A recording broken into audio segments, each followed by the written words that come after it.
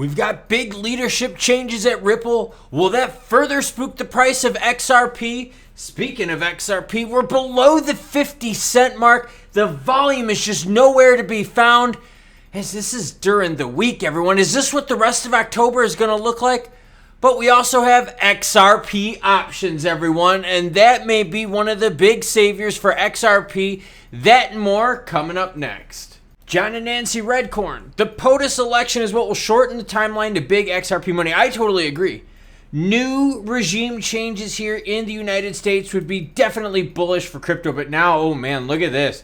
Things are flashing red. Remember when I said, I don't know, maybe a week ago, the Solana pump was not going to hold? Sure as shit, that proved to be true. Unfortunately, XLM sitting at 10.5.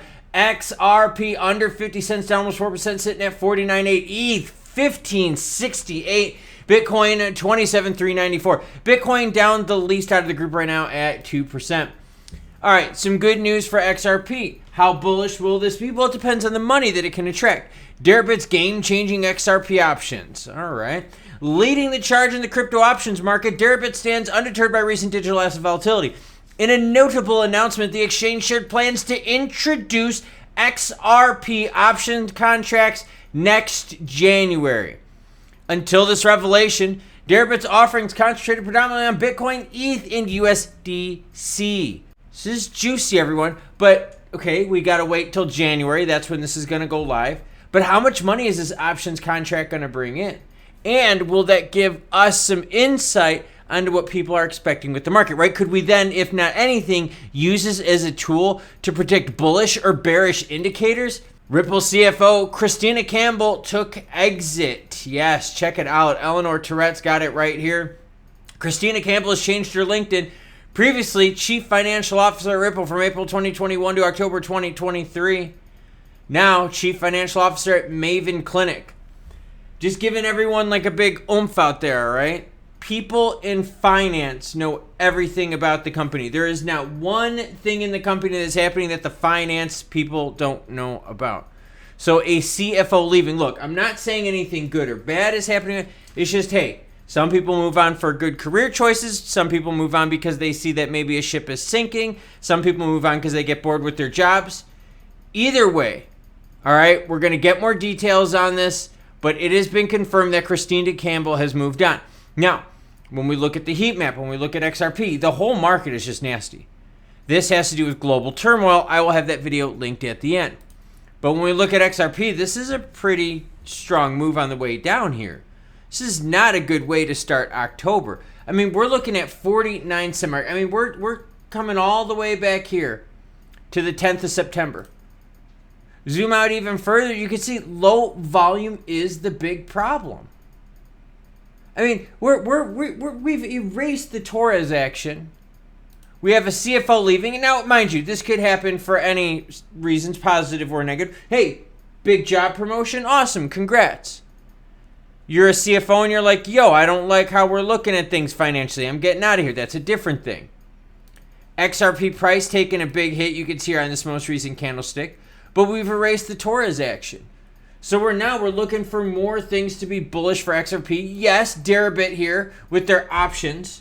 That could be really good. A really good indicator too, by the way. We could definitely use that as an indicator tool. But that's not going live till January. John and Nancy Redcorn had it right. The POTUS election is what will shorten the timeline. If we get changes in the political scene here in the United States, that would go big for regs. That would go really big for a lot of things, especially bullish crypto. But what I'm really concerned with XRP is we keep getting negative news. And again, I know this whole thing is not negative with the lady going somewhere else, but it's still changing his organization. Hopefully it's not negative. But you've got conflict going on right now, which is really going to bring down the price of crypto. It's going to bring up the price of gold, up the price of oil, safe haven assets, and assets rocked by turmoil in that area. What you're seeing up on the heat map right now, look at XLM down 5%. Avalanches down 6.4. Sol 6.2. H-bar down big. Graph down big. XDC sitting at 4.9, moving sideways. XDC kind of moves on its own thing. But the market is not reacting well to this, and October does not look like to be a good month. There's no volume, there's no money. And the good news that we have looks like it's going to be further out on the horizon. So in one hand, you got some juicy options action for XRP. On the other hand, you got a Ripple CFO leaving. Okay, I know, some good, some potentially bad. But either way, there's going to be a lot of speculation, and unfortunately a lot of it's going to be on the negative side because the price action has been negative.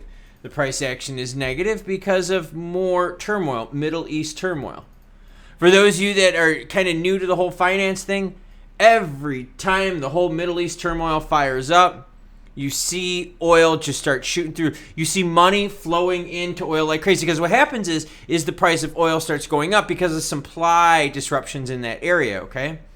So then as the price of oil goes up, more people, more speculators start putting their money into it. They're like, ooh, this is a hot sector. Let's jump in. So they leave the sector that they're playing in now and they start jumping into oil. Now, as oil prices go up even more, what happens is this. These companies out there can turn on more and more oil rigs. More expensive exploration can happen. More expensive production can happen as the price per barrel comes up, which now brings in more money. That guys, in my lifetime, I've seen oil hit 140 plus a barrel.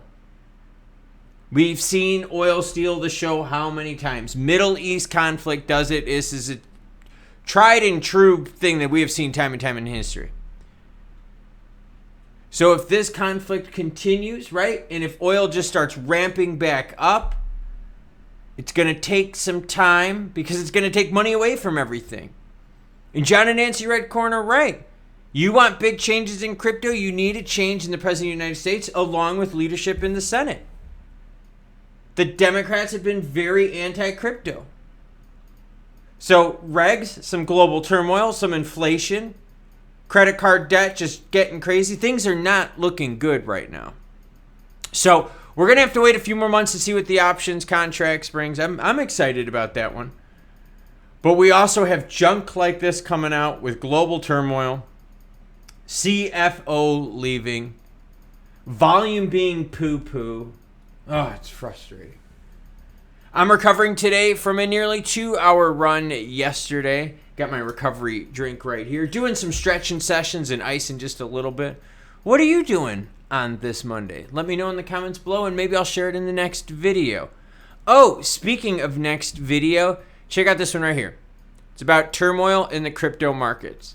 Safe haven assets. It'll make a lot of sense and it'll give you some insight on if this conflict keeps going on, how to prepare for it. I'll catch you cool cats later.